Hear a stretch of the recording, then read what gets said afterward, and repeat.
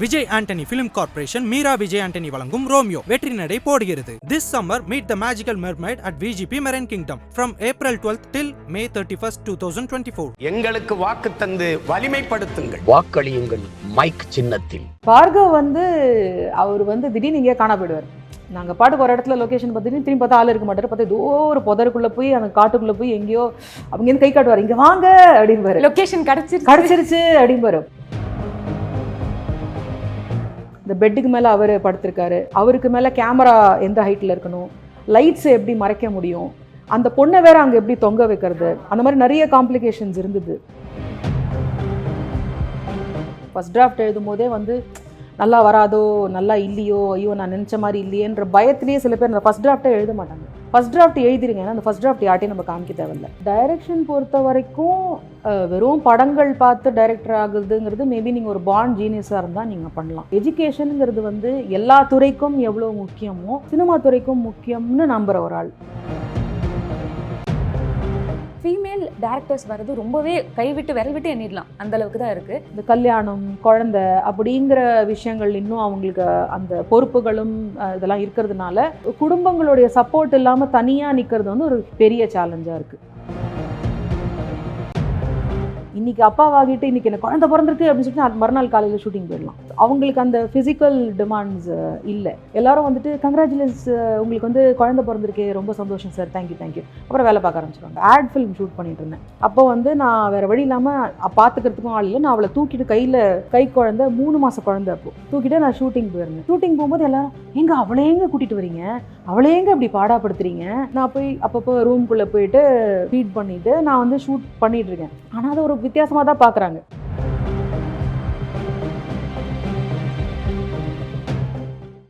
இப்போ நம்ம ஸ்கிரிப்டெல்லாம் நம்ம பேசியாச்சு, ஆனால் அந்த லொக்கேஷன் இருக்குல்ல மேம், அதை பார்க்குறப்ப எங்களுக்கு ரொம்ப பயமாக இருக்கும். ஒரு லொக்கேஷனும் எப்படி இவங்க எடுத்திருப்பாங்க, அதுவும் டார்க் வேறு. ஸோ நம்ம அந்த எஃபெக்ட் காட்டணும்னா அவ்வளோ உண்மையிலே இருட்டில் தான் போய் எடுத்திருக்கீங்க ஃபாரஸ்ட்லன்னு சொல்லிட்டு, எப்படி அந்த இடத்த கண்டுபிடிச்சிங்க? Was the experience? அதுக்கு முதல்ல கோ டைரக்டர் ஸ்ரீகுமார் அவருக்கு நன்றி சொல்லணும். Production manager Surender sir. First அவங்க தான் போய் முன்னார், தலக்கோனா எல்லா இடத்துலையும் ரெக்கி பண்ணாங்க. அதுக்கப்புறம் அந்த ஆப்ஷன்ஸ்லாம் அனுப்பிச்சாங்க. அதுக்கப்புறம் பார்கவ், டிஓபி பார்கவ், நாங்கள் எல்லாம் போனோம். பார்கவ் அவர் திடீர்னு இங்கே காண போயிடுவார். நாங்கள் பாட்டுக்கு ஒரு இடத்துல லொக்கேஷன் பார்த்துட்டு திரும்பி பார்த்தா ஆள் இருக்க மாட்டார். பார்த்தா ஏதோ ஒரு புதருக்குள்ளே போய் அந்த காட்டுக்குள்ளே போய் எங்கேயோ அவங்க கை காட்டுவார், இங்கே வாங்க அப்படின்பாரு. லொக்கேஷன் கிடச்சிருச்சு அப்படின்பாரு. அங்கே எங்கெங்கே இருக்கும், அங்கெல்லாம் எதுவுமே இருக்காதுன்னா இல்லை வாங்கங்க. அப்படியே போனால் திடீர்னு பார்த்தா பயங்கரமான ஒரு இடம் இருக்கும்.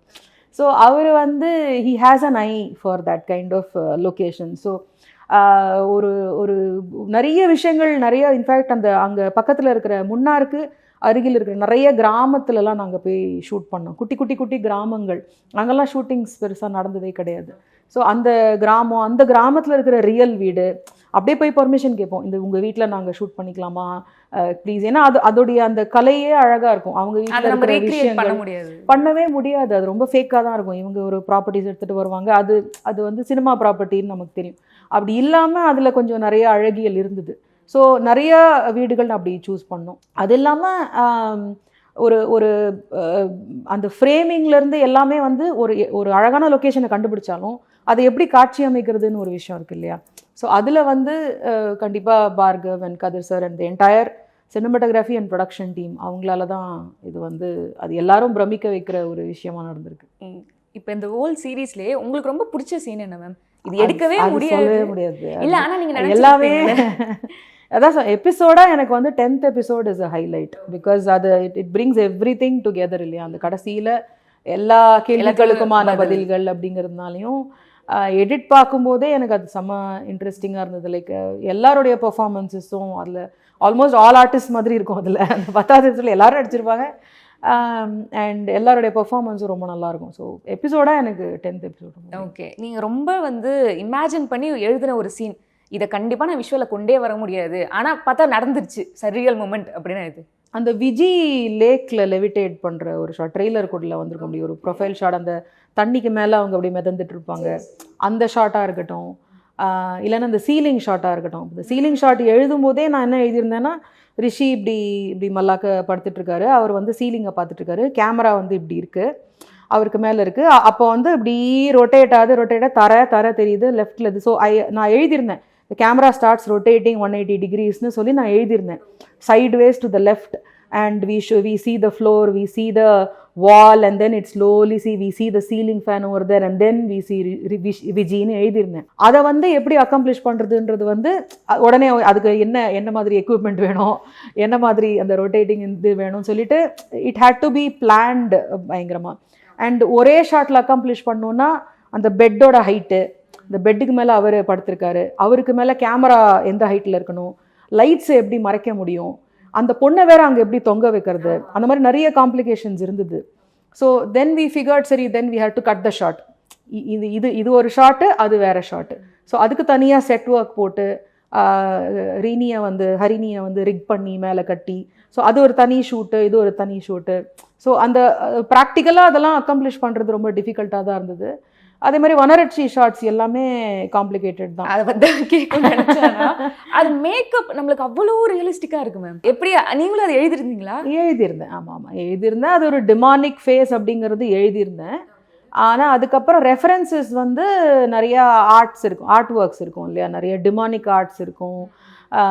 யூனோ ஃபாரஸ்ட் ஸ்பிரிட்ஸு, ஃபாரஸ்ட் காடஸு, அப்படி டெமி காடஸ் அப்படின்னு சொல்லி நம்ம நிறைய யூனோ ஆர்டிஸ்டோடைய இதான் கூகுளில் கொட்டி கிடைக்கும். அது அப்படியே ரெஃபரன்ஸாக எடுத்து கண் எப்படி இருக்கணும், மூக்கு எப்படி இருக்கணும், வாய் எப்படி இருக்கணும், தலையில் அந்த ஹார்ன்ஸ் இந்த மாதிரி ஒரு டிசைனில் இருக்கணும் அப்படின்னு சொல்லி எங்கள் கான்செப்ட் ஆர்டிஸ்ட்டை கூட்டிகிட்டு வந்து அவங்கள்ட்ட இது பார்த்தீங்களா இந்த இடத்துல இந்த கொம்பு இருக்கு இல்லையா, அந்த கொம்பு இப்படி வைங்க, புடவை இந்த மாதிரி ஒரு டிசைனில் இருக்கணும், அது வந்து அப்படி ஷ்ரெட்ஸாக இருக்கணும், அப்படி பிஞ்சு பிஞ்சு போன மாதிரி, ஏன்னா காட்டுக்குள்ளே ஒரு ஜங்கிள் கேர்ள் மாதிரி ஒரு ட்ரெஸ் இருந்தால் அந்த டார்சான் போடுற உடை மாதிரி ஆனால் ரெட் கலரில், அதே மாதிரி ஒரு புடவை மாதிரியும் அது தெரியணும். ஸோ அதை எப்படி கொண்டு வருது அப்படிங்கிறத வந்து முதல்ல கான்செப்ட் ஆர்ட் போட்டு, அதுக்கப்புறம் மேக்கப்னா பாம்பேலேருந்து ப்ராஸ்தட்டிக் மேக்கப் ஆர்டிஸ்ட் வந்திருந்தாங்க 2 பேர், நஹுஷ் அண்ட் அவங்களோட பார்ட்னர், அவங்க மேக்கப் போடுறது. அண்ட் விபின்னும் பூர்த்தியும் காஸ்டியூம் அவங்க ரெடி பண்ணது. கொம்பு வந்து கதிர் சார் எங்கள் production designer. So it is like கொம்பு பார்த்தீங்கன்னா ஒரு 6 வருஷன், கடைசி லாஸ்ட் வருஷன் தான் ஓகே ஆச்சு. ஃபஸ்ட்டு கொம்பு பண்ணும்போது எனக்கு அது பிடிக்கல, அதுக்கப்புறம் திருப்பி இல்லை அது எனக்கு இந்த ஷேப்பில் தான் இருக்கணும், இந்த ஹைட்டில் தான் இருக்கணும், அந்த பொண்ணு வேற அந்த இதில் இப்படி குனிஞ்செல்லாம் வெளியில் வரணும்ல, அது ரொம்ப ஹெவியாக இருந்தால் உளுந்துரும், விக்கு வேற அட்டாச் பண்ணும். சரி, நிறைய ப்ராக்டிக்கல் பிரச்சனைகள் இருந்தது. பட் ஃபைனலாக எஃபெக்ட் பார்க்கும்போது செம்மையாக இருக்குது, சந்தோஷமாக இருக்குது. அங்கே ஏதாவது ஒரு சூப்பர் நேச்சுரல் பவர் ஏதாவது வந்து ஸ்பிரிட் மாதிரி இருந்துச்சா நீங்கள் ஷூட்டிங் ஸ்பாட்டில்? இருந்தால் நல்லா இருந்திருக்கும், அதையும் ஷூட் பண்ணிருக்கோம். அந்த மாதிரி எதுவும் நடக்கல. பட் அந்த காடுங்கிறதே ஒரு அங்கே உள்ளே போனாலே ஒரு ஃபீல் வந்துடும் நமக்கு. அதுவும் நைட்லலாம் ஷூட் பண்ணுறோன்னும் போது அந்த மூடு வந்து தானாகவே கொடுத்துரும். நம்ம இப்போ இந்த இடத்துல லைட்ஸ் இருக்கு இல்லையா, இதை தாண்டி ஒரு 10 அடி போனீங்கன்னா அந்த இடத்துல டார்க்காக தான் இருக்கும். ஸோ அதுவும் பார்த்தீங்க அங்கே வந்து அனிமல்ஸ் இருக்கும், அனிமல்ஸை பாதர் பண்ணாமல் வேறு ஷூட் பண்ணணும்.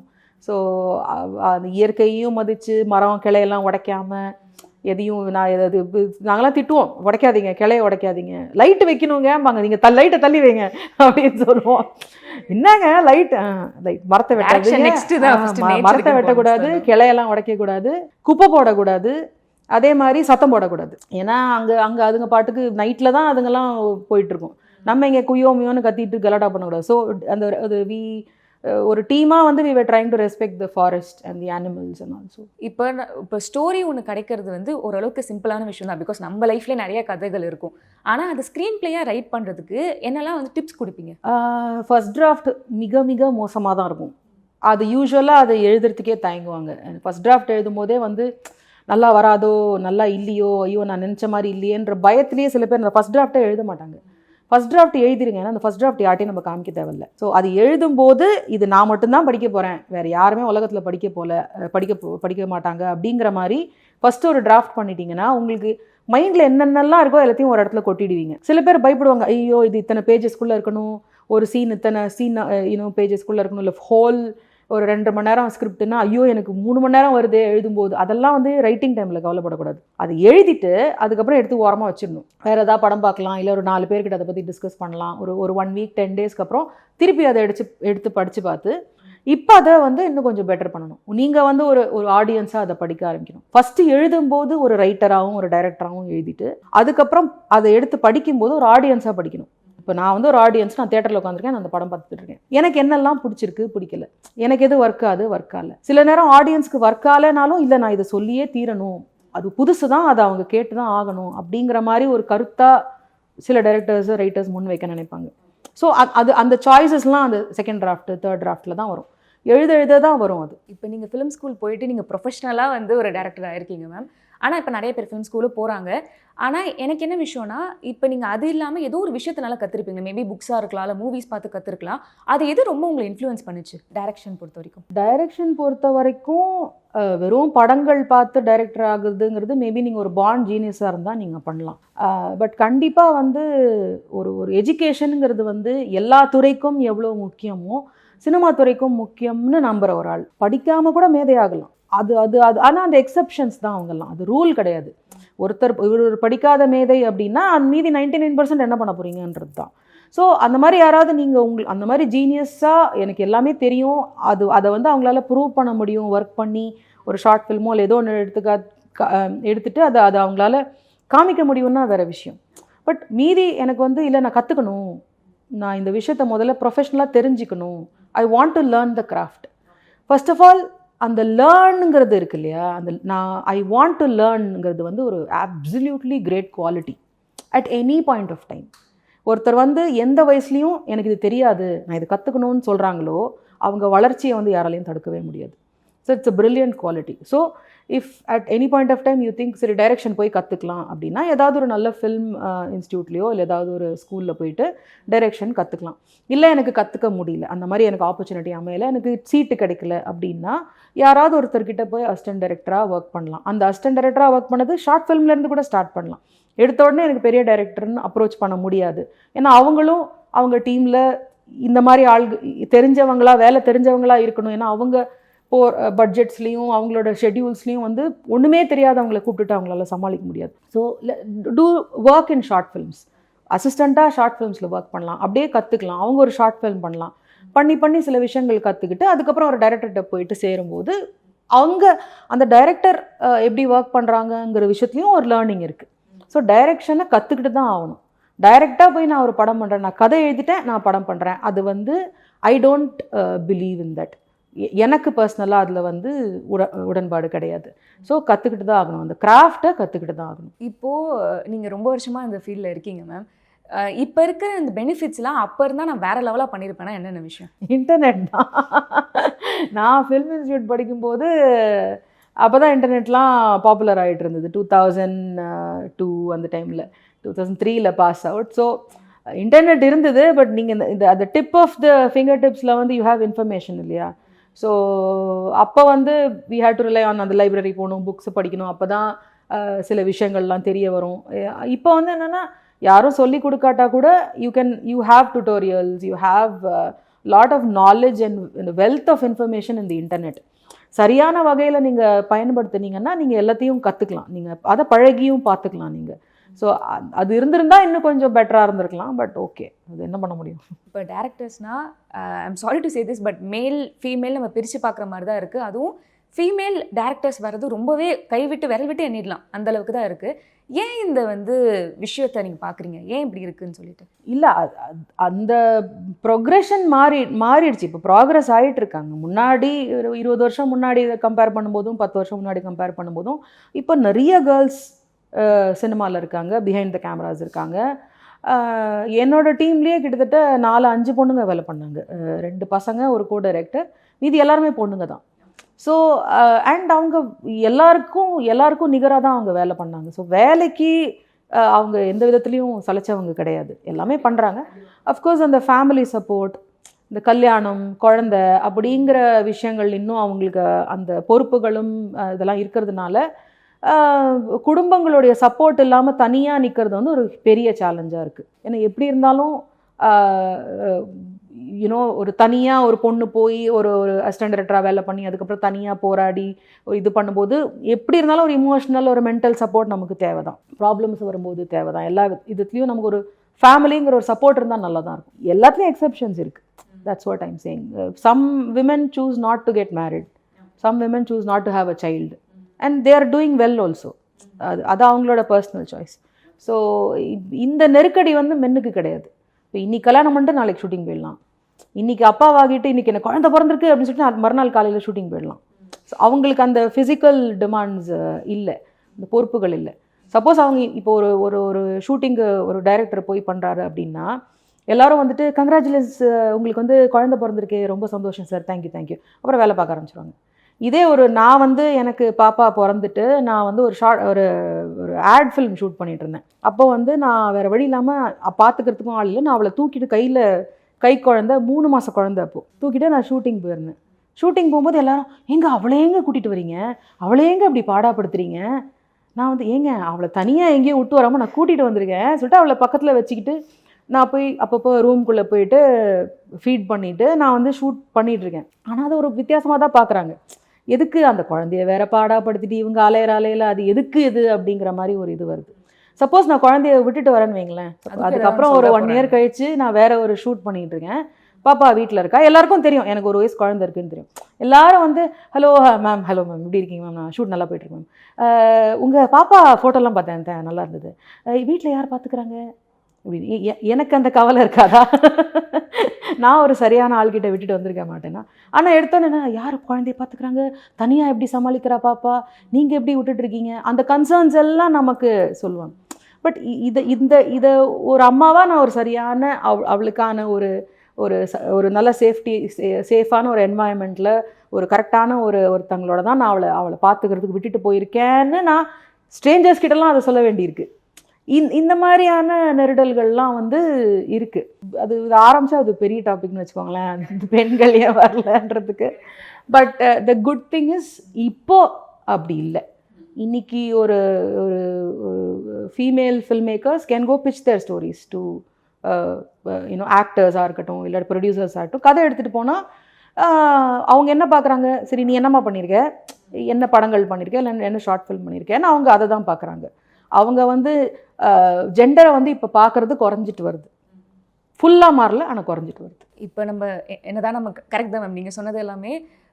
ஏன்னா இனிமேல் நம்ம ஒர்க்கை வந்து நம்ம இம்பார்ட்டன்ஸ் கொடுத்தா செல்ஃபிஷாக பார்க்குற மாதிரி தான் நம்ம இருக்காங்களே. ஸோ கீப்பிங் தட் அசைட், உங்களுக்கு வந்து ஒரு உறுத்தல் இருக்கும்ல, ஐயோ சேஃபாக இருக்காளா இல்லையா அப்படின்னு சொல்லிட்டு, அதை எங்கேயா நீங்கள் ஃபீல் பண்ணியிருக்கீங்களா? நிறைய டைம் ஃபீல் பண்ணியிருக்கேன். அந்த தாட் இருந்துகிட்டே இருக்குங்கிறது தான் விஷயம். அதுதான் நான் சொல்ல வரேன். இப்போ ஒரு ஆண் வேலை பண்ணும்போது அவர் வந்து குழந்தைய பற்றி யோசிச்சுட்டு இருக்க மாட்டார். அவர் என்னென்னா வீட்டில் வந்து அவரோட மனைவி குழந்தைய நல்லபடியாக தான் பார்த்துட்டு இருப்பாங்க. அவர் செம்ம தைரியமாக வேலை பண்ணிட்டு இருப்பார். அவர் கவலைப்பட தேவையில்லை. குழந்தைக்கு ஏதாவது உடம்பு சரியில்லை அப்படின்னா கூட அவங்க அதுக்கான மாமியார்ட்ட ஃபோன் பண்ணியோ மாமனார்ட்ட ஃபோன் பண்ணி அவங்க சமாளிச்சுட்டு இருப்பாங்க. இவர் வந்து கம்ப்ளீட்டாக 100% வேலையில் கான்சென்ட்ரேட் பண்ண முடியும். ஆனால் ஒரு அம்மானா அந்த ஒரு தாட் இருந்துகிட்டே இருக்கும், பாப்பா சாப்பிட்டாலா இல்லையா, ஸ்கூலுக்கு போனாலே வந்தாலா, பசிக்குமே, ஜுரங்கரம் இருக்குதா, அந்த ஒரு கான்ஸ்டண்ட்டாக ஒரு தாட் இருந்துகிட்டே இருக்கும். இந்த தாட்டுக்கு நடுவில் நம்ம வந்து இந்த ஃபில்ம் மேக்கிங்ன்ற வேலையும் பெரிய பெரிய வேலை. ஒரு ஆணுக்கே இந்த மாதிரி ஒரு டைரக்டர் ஆகுதுங்கிறது ஒரு லேசுப்பட்ட காரியம் இல்லை. அவனே வந்து வாழ்க்கையில் எவ்வளோ சாக்ரிஃபைசஸ் பண்ணி எவ்வளோ பிரச்சனைகளை தாண்டி தான் ஒருத்தன் டைரக்டர் ஆகிறான். அப்போ பெண்ணுக்கு வந்து அதை விட கண்டிப்பாக அந்த போராட்டங்கள் வந்து கண்டிப்பாக ஜாஸ்தி தான்.